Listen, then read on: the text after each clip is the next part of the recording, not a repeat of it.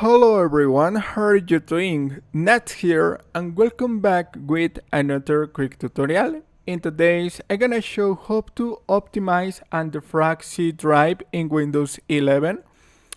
The first step is go to the start menu and search for Explorer, File Explorer and hit enter.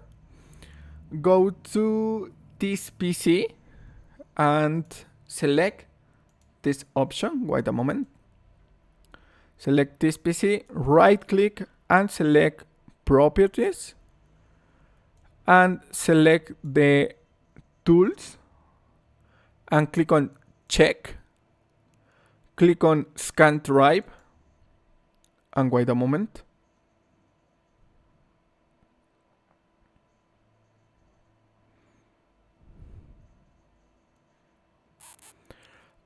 Your drive was successfully scanned and click on close and click on optimize and click on optimize in your C drive. Click here and wait a moment. This process will take some time.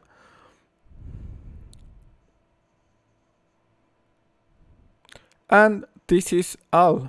To apply the change, click on close and click on close and click on close. And this is all. Thanks for watching. Don't forget to subscribe and see you in the next tutorial. Bye.